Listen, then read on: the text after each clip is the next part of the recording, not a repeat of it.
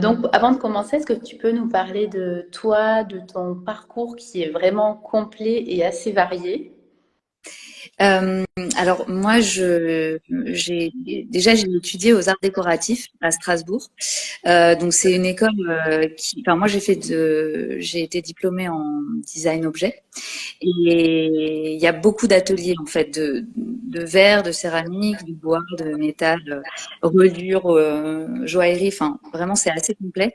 Donc moi du coup j'ai abordé l'objet euh, en atelier, en testant, parce qu'en plus, c'est pas une école d'art appliqué, donc c'est-à-dire qu'on n'apprend pas des techniques. On part du projet et on trouve le matériau qui convient au projet et on teste beaucoup de choses. Donc, voilà comment j'ai commencé mon parcours et ma relation à l'objet. Suite à ça, j'ai travaillé dans des studios de design parisiens. Et après ça, j'ai fait un tour du monde pendant un an, presque un an, et j'ai eu envie de me lancer en solo.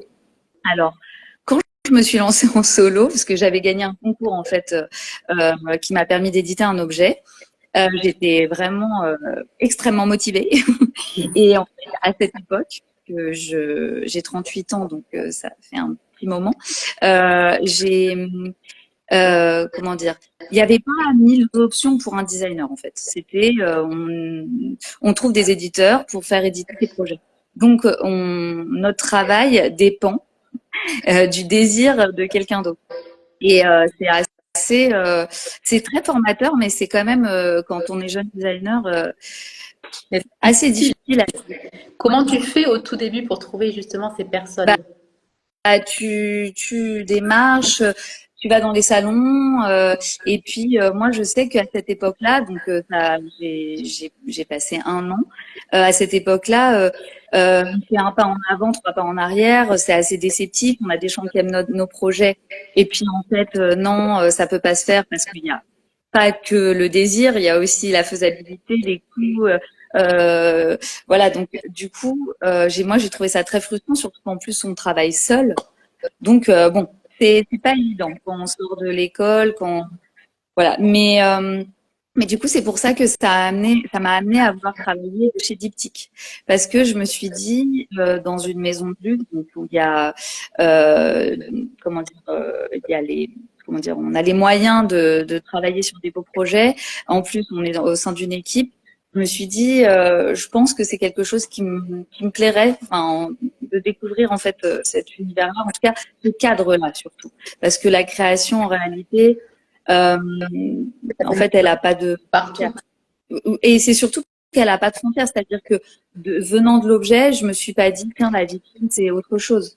Je me suis dit c'est un univers sauf que c'est appliqué à la vitrine. Donc j'étais partante pour cette expérience. Et je sais pas si on aura l'occasion de développer là-dessus, mais au bout de 3 ans, j'ai décidé de quitter Diptyque pour me lancer. Et à cette fois-ci, et c'était pas encore la norme, mais je me suis dit je veux être autonome, je veux être indépendante, je ne veux pas dépendre du désir d'un éditeur. Et donc je vais travailler la matière qui me correspond le plus, c'est-à-dire la céramique, faire naître mes projets et embrasser le métier de la création au maximum. La créa, la fabrication, la communication, et je vais faire ça moi avec mes petites mains. Voilà. Et donc ça c'était pas mal. Maintenant ça se fait beaucoup plus, mais c'est vrai qu'au départ c'était quand même une démarche. On était quelques-uns quoi. C'était pas encore aussi développé et heureusement ça se développe et les créateurs peuvent être indépendants, autonomes et voilà et commencer seuls avec peu de moyens. Trop bien. Et donc, au tout début, quand tu as choisi de te vendre, enfin de vendre tes créations seule, tu as utilisé quel biais? Est-ce que tu as directement opté pour les réseaux sociaux? Est-ce que tu as plutôt joué sur des relations, sur, je sais pas, des galeries ou quoi? Comment tu as fait? En fait, j'ai tout fait.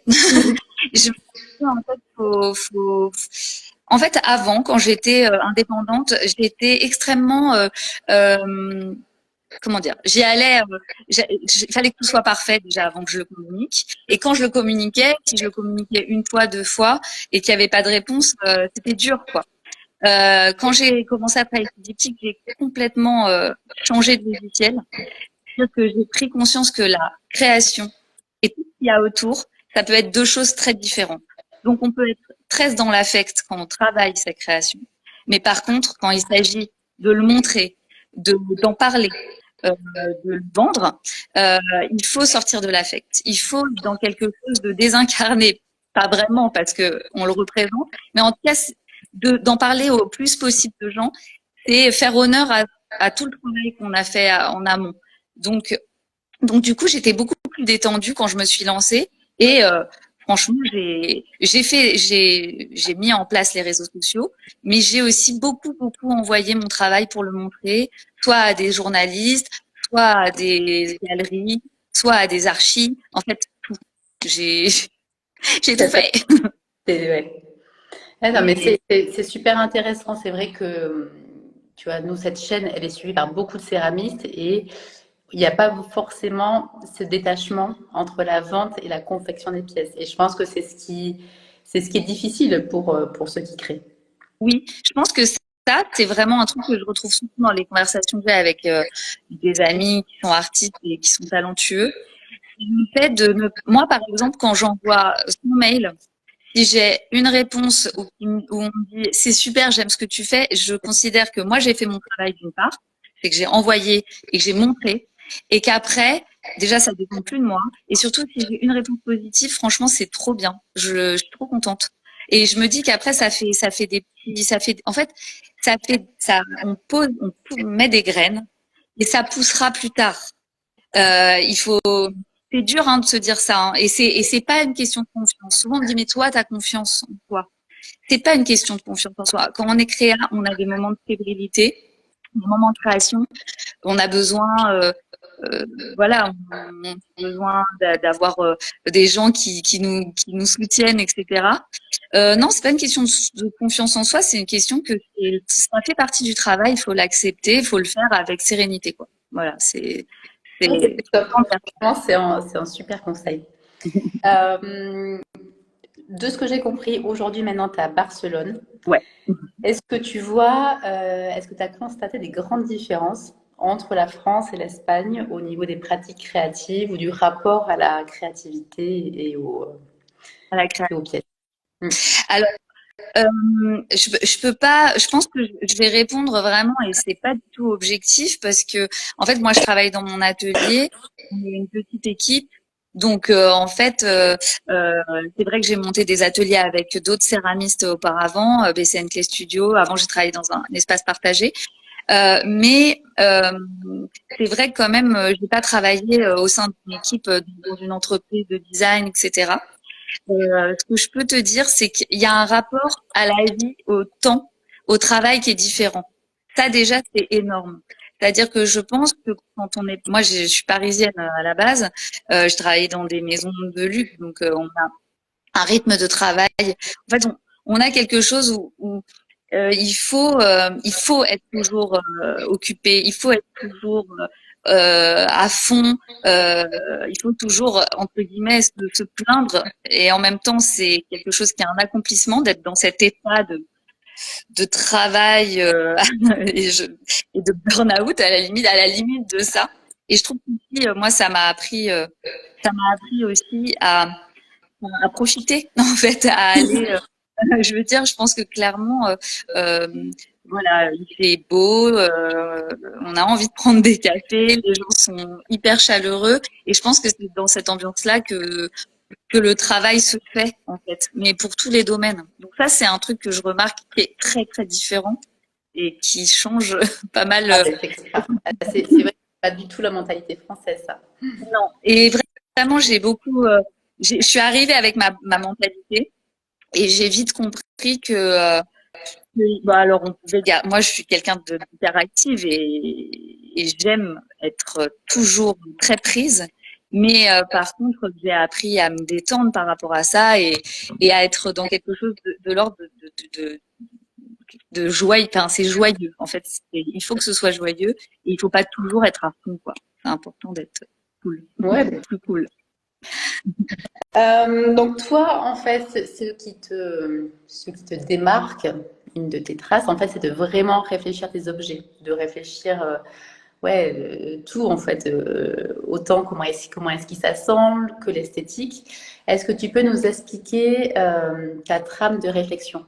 Alors déjà, merci beaucoup d'avoir présenté notre discussion comme ça, parce que en fait, je fais juste une petite aparté par rapport à ça, c'est que moi, je suis designer et comme je te disais, je suis arrivée à l'objet en travaillant les matériaux. Donc pour moi, un objet peut pas être dessiné, pensé sans comment dire, euh, en même temps être corrélé avec quoi il va être fait et avec les contraintes du matériau.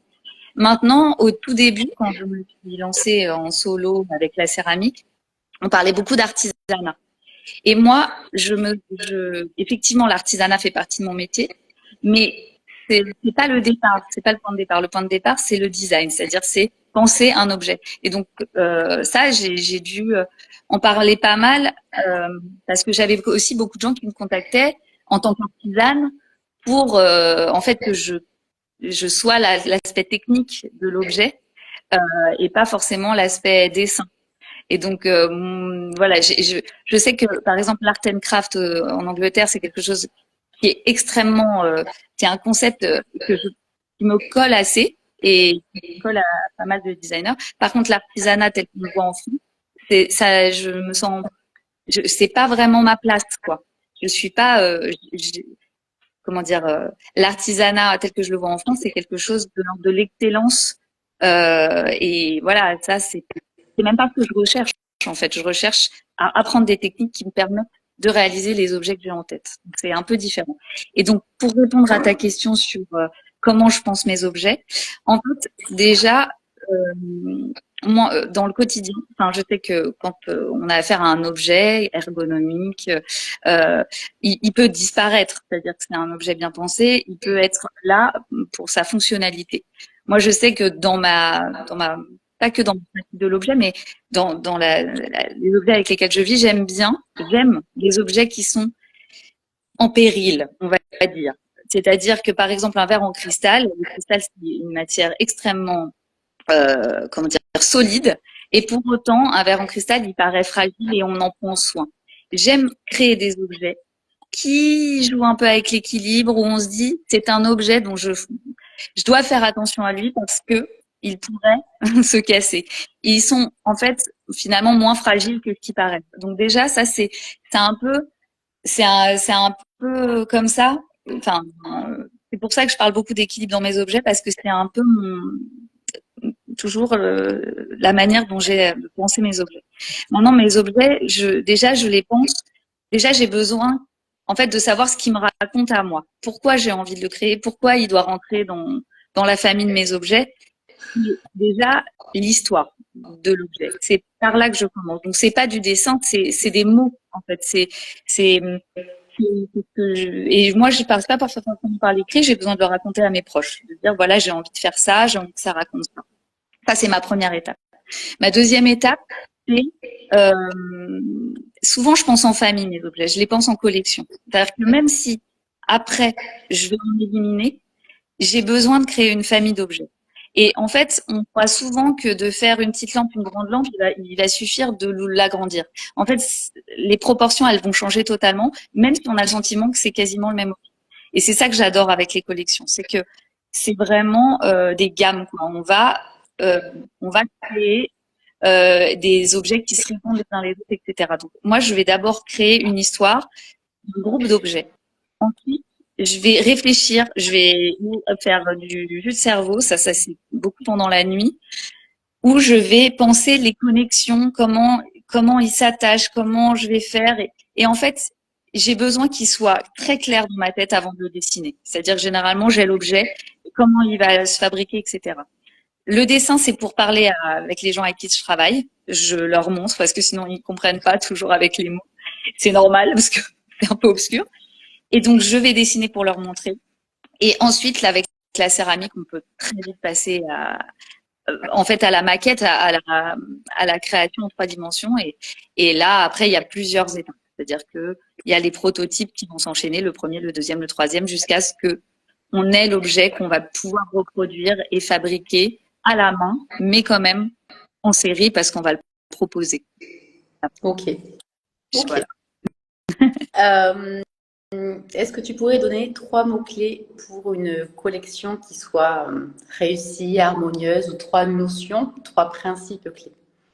Alors, du coup, par rapport à ce qu'on dit, je pense que déjà, c'est une collection, c'est une histoire euh, commune à plusieurs objets. Ça me paraît être la première chose.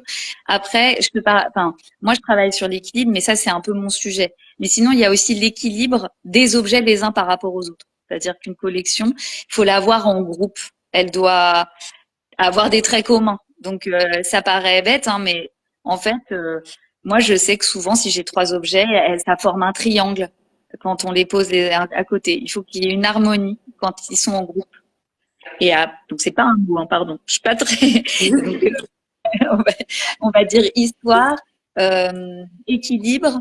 Et le troisième mot, je sais pas. J'ai pas. Déjà, c'est bien. 2. Voilà.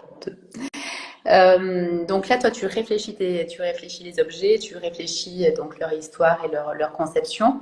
Au niveau pratique, tu as par exemple au niveau des accroches ou quoi, est-ce que tu collabores avec d'autres personnes? Est-ce que toi maintenant tu as un recul nécessaire pour tout faire toute seule? Ou au début, comment tu as fait aussi? Alors c'est un peu à l'inverse, c'est-à-dire que déjà dans mes premiers protos, il y a pas trop cette notion de technique avec mes accroches, comment on tient les douilles, etc. Je m'en libère un peu dans le premier proto. Et ensuite, ça arrive sur le deuxième proto où là, je vais caler cette partie-là. Et avec la céramique, on peut déjà quand même créer des accroches. On a pas mal de possibilités avec ce matériau. Comme on peut traiter du petit, du grand, c'est génial parce qu'on peut vraiment tout faire. Et c'est maintenant que je crée des plus grandes pièces, des tables, que j'ai des nouveaux matériaux qui vont se mélanger avec la céramique, que là, je commence à faire appel à, à d'autres personnes, comme des gens qui travaillent le métal, le bois, pour créer tout toutes les pièces techniques. Mais très honnêtement, quand on est un céramiste euh, et qu'on travaille le luminaire, la table, enfin franchement, au départ, euh, la céramique, c'est très bien pour toutes les pièces techniques en fait. Ok. Toi, donc si on focus sur la céramique, toi, tu utilises quoi comme technique de céramique? Est-ce que c'est plutôt le tour, le coulage, le modelage? Alors, moi, je fais du modelage. Je travaille à la plaque et du coup, j'ai des moules où j'estampe mes pièces. Et après, ça reste quand même des pièces où il y a beaucoup de collage et de montage, donc du modelage. Mais c'est une bonne aide tous les moules d'estampage pour avoir des pièces qui se ressemblent plus ou moins quoi. Mais voilà, c'est assez nouveau parce qu'avant je travaillais encore différemment à la plaque, mais avec des moules un peu différents et j'avoue que ça on gagne en praticité et je travaille le grès à haute température, principalement le grès blanc avec à fine chamotte. Quand c'est des plus grosses pièces, c'est de la grosse chamotte je travaille les émaux. J'en ai quelques-uns, mais les émaux c'est toujours compliqué à développer. Surtout, En c'est du temps. compliqué, ça prend du temps et même en fait, même quand c'est un aimant qui est préexistant, euh, en fonction d'où il est dans le four, de comment on le pose, de, en fait, il peut être complètement différent. Donc, avant de pouvoir le proposer, il vaut mieux. Alors nous, on initie beaucoup nos clients à cette différence, à cet aspect-là, parce que c'est la clé en fait. Si quelqu'un veut quelque chose pareil que sur la photo, il l'aura pas, donc ça on le rabâche tout le temps. Mais malgré tout, il faut quand même une unicité Oui, une dans les pièces. ressemblance, quoi. Voilà. Donc ça, c'est pas évident. Et donc, toi, tu fais quand même des grosses pièces comme ça. Comment est-ce que tu gères le séchage? En plus, je pense qu'à Barcelone, il fait quand même chaud et ça peut poser problème. Et qu'est-ce que tu as pris comme four? Parce que tu vois, c'est quand même grand, cette pièce, quoi. Ouais. Alors, concernant le séchage, franchement, je conseillerais vraiment quand on fait une grande pièce, c'est un peu comme ce que je dis sur les objets au départ, qu'il faut faire honneur à ces objets et qu'il faut bien en parler, bien les montrer. Et ben c'est pareil, avec des grandes pièces, on met beaucoup de temps à les faire. Et c'est quel dommage quand c'est un problème de séchage qui nous empêche d'aller plus loin. Donc il faut un mois pour des grosses pièces, il faut les enfermer pendant une semaine, aller les voir tous les jours. Et moi, je dis qu'il faut du temps, il faut même laisser plus de temps que pas assez parce qu'on regrettera jamais dans ce. Donc ça, c'est hyper important. Et du coup, ça, c'est aussi un rapport au client. C'est-à-dire que on ne peut pas vendre des pièces en céramique en 2 semaines. Ça n'existe pas. Et quand au début, on a envie de se lancer, on a envie de répondre à tous les critères que les clients nous imposent. Et il faut surtout rester très tenace sur le fait d'imposer ces conditions. Ça, c'est important, on travaille. Et puis parce que on a un client, mais dans l'idéal, on n'en a pas qu'un. Donc, il faut, dès le départ, être sensibiliser les personnes à ces, comment dire, à ces contraintes techniques de notre matériau. Donc, il faut laisser sécher longtemps quand on fait des grandes pièces. Et aussi, il faut. Moi, j'ai un four rond que j'ouvre, 210 litres. Donc, c'est une belle bête, mais ça reste quand même un four, non pas petit, mais enfin, je veux dire, moi, j'utilise l'entièreté de mon four, quoi. Les J'imagine, pièces grandes. tu vois, avec les grandes pièces que tu avais, que tu proposes, je pensais que tu avais un four encore plus grand que ça. Tu Ah vois. bah ouais, c'est un petit four pour ce que je propose. Parce que ce que je fais, c'est vraiment que je calibre mes pièces à la taille de mon four et j'ai une technique pour les rentrer avec, enfin, la personne avec qui je travaille, on, on la descend à la corde, etc. C'est plutôt bien rodé comme technique. Et ça nous permet de rentrer des pièces lourdes et grosses dans des fours. Donc ça, c'est pas mal, je conseille. Et, euh, et en fait, sinon, aujourd'hui, je fais aussi des pièces qui sont en plusieurs parties. Donc, je les monte. Mais bon, bah voilà, un jour, enfin, je vais passer à un four plus gros, ça va être la suite logique. Mais pour l'instant, j'aime bien. Je suis encore satisfaite. Voilà. Ouais, pour l'instant. Mais si à l'occasion, tu peux te filmer en mettant une grosse pièce dans ton four, nous serions ravis de voir ce que ça donne, quoi. Il n'y a pas de souci. Et je crois qu'il y a moyen que sur une prochaine vidéo, là, sur mon Instagram, je crois la prochaine, c'est prévu que je montre comment rentrer un de mes lampadaires dans le four. Donc, C'est donc clair. voilà, ça intéresse. Ben, avec grand plaisir. Donc toi aujourd'hui en fait t'as ce studio de création de design. Tu avais monté aussi, tu avais co-créé auparavant un studio de céramique. Ouais. Ouais, ça a été quoi toutes ces étapes en fait Alors en fait, quand je suis arrivée à Barcelone, j'avais un atelier partagé avec plein de céramistes qui était tenu par un super monsieur qui m'a beaucoup aidée.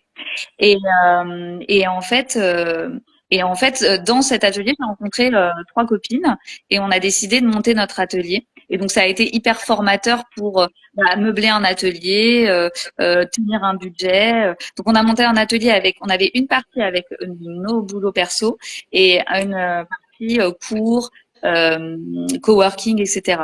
Cet atelier qui s'appelle BCMP Studio, il existe encore. Mes copines sont toujours à l'œuvre dans cet atelier.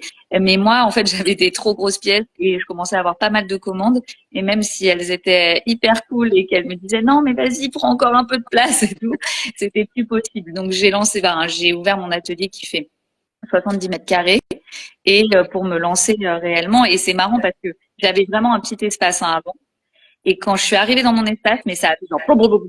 Genre j'ai eu l'impression, je me suis dit, mais comment je me suis autant compressée alors que là, finalement, je le remplis déjà, quoi. Donc voilà, et c'était hyper formateur. En fait, c'est hyper, pour des gens qui hésitent à ouvrir leur atelier, en fait, on va faire il va y avoir des soucis, ça va être compliqué, mais en fait, il y a que en faisant qu'on se rend compte réellement des choses. Et oui, il y a des difficultés, mais quand on l'a fait, on se dit, mais en fait, franchement, c'est c'est pas si dur, quoi. Donc, faut se lancer, quoi. Oui, lumière, c'est comme pour tout. Souvent, quand on se lance, on a l'impression que c'est vraiment une montagne. Et après, en plus, on est ravi, quoi. C'est une belle Bah expérience. ouais, Et au pire, on risque quoi? Franchement, en céramique, tout le matériel se revend tellement facilement ouais, qu'on ouais. ne risque Bah pas oui, grand. tu connais aussi l'ouverture de l'atelier, l'accueil des personnes qui viennent apprendre à tes côtés. Je veux dire, c'est une expérience à vivre et en plus, au-delà de la céramique, on se dit, c'est possible. On peut lancer quelque chose avec nos petites mains. Puis il y a cette tête-là. Et donc, en fait, il faut le faire pour savoir qu'on en est capable, quoi. C'est important. Donc aujourd'hui, donc tu as quand même plein de commandes. Tu as aussi des collections que tu développes pour toi. Tu as aussi une équipe, de ce que tu disais. Donc c'est quand même pas négligeable. Comment est-ce que tu gères ton temps entre tout ça? Comment tu fais? Alors, bah déjà, au fil du temps, on s'organise. C'est-à-dire qu'au début, quand on a des commandes, on tâtonne dans quel type de kit on va acheter, etc. Moi, maintenant, je veux dire, et ça, je l'ai appris au sein de chez Diptyque, je veux dire, j'ai des guidelines avec pour chaque type de pièce, je sais quel carton, donc en fait, toute la partie déjà emballage, qui est une partie non négligeable du travail. Euh, on a voilà une route toute tracée qui est assez efficace et rapide. Euh, ensuite, et donc c'est un peu comme ça pour tout, la facturation, le mailing, on commence à avoir des process. Je pense que ça c'est important. Au début, on n'a pas de process évidemment, mais je pense que si on veut gagner en efficacité et pouvoir encore faire de la création tout en gérant tout ce qui va avec, c'est en fait d'avoir des process qui nous facilitent la vie. Donc, quand au début on crée quelque chose, faut pas se dire qu'on le crée pour une seule fois. Enfin, même le mail qu'on envoie, enfin, je veux dire, on le développe. C'est un développement. Et là, je pense qu'en fait, la production aussi c'est un thème, hein. C'est-à-dire que bah voilà, je suis pas toute seule au départ, j'étais toute seule à faire mes pièces et aujourd'hui, je suis pas toute seule. Elles sont entièrement faites à la main. J'ai Tu des as formé personnes. une équipe. Ben, Voilà. c'est super. C'est pas facile Voilà. hein, de former une équipe à sa pratique. Non, enfin, c'est pas facile et en même temps c'est tellement cool, enfin, parce que c'est aussi pas facile de travailler seul. Donc, finalement, moi je trouve que c'est quand même un travail, pour le coup, l'artisanat en tout genre, c'est quand même un travail de transmission. Donc, même si moi, je donne pas de cours. Je veux dire, et je suis dans les créations que je fais. Je trouve que le fait de pouvoir échanger, transmettre, c'est quand même ça fait partie intégrante de ce travail. Et donc, du coup, voilà, toute la partie fabrication. Et du coup, moi, j'arrive avec quand même de la volonté, mais parce que c'est vital pour moi, à avoir des temps de création qui sont grands, mais quand on se lance dans l'aventure de l'indépendance et voilà de monter un peu sa petite entreprise, en fait, il faut prendre du plaisir dans chaque thème et chaque chose qu'on met en place. C'est-à-dire que si on a envie de faire de la céramique et uniquement de la céramique et de la création et être euh, son poste de travail, voilà, son établi, c'est compliqué. Moi, je sais que j'aime faire autant la communication sur Instagram, créer les vidéos, mais j'aime même, je veux dire, faire la compta, mettre en place tout ce que je racontais de l'emballage, l'électricité. J'aime, j'aime. En fait, l'idée qui me plaît, c'est de partir de ça et d'arriver à me dire que mais c'est dans un salon à l'autre bout du monde, quoi. Et donc, en fait, j'aime toutes les étapes qui m'emmènent à ça. Ça, c'est important, je pense, d'en avoir conscience. Ouais. Ouais. Bon, ben, en tout cas, merci, hein, tu vois, Lisa, de remettre ça sur le devant de la scène. Tu vois, c'est un petit goût de frais, tu vois, qui nous arrive. C'est cool. Euh, pour terminer, est-ce que bah, tu pourrais partager trois céramistes ou designers qui t'inspirent dont tu aimes beaucoup le travail? Alors, moi, je suis beaucoup de, de comptes. Je vais dire, alors, je réponds à cette question par rapport à l'inspiration. C'est vrai que je vais regarder vachement ce qui se passe hors de la céramique et hors du design parce que, en fait, c'est vital. Parce que sinon, on tourne un peu en rond et surtout, en plus, parfois, on est déjà naturellement capté par des images et du coup, ça peut être un peu dangereux pour ce qu'on a envie de créer par la suite. Donc, du coup, moi, c'est vrai que ce qui m'inspire en règle générale, c'est beaucoup d'architecture, beaucoup d'installations. Euh, donc, c'est ça qui m'inspire. Après, dans les gens que je trouve inspirants, dans le sens où je trouve que c'est toujours intéressant d'échanger avec eux, de parler avec eux, d'échanger sur nos pratiques.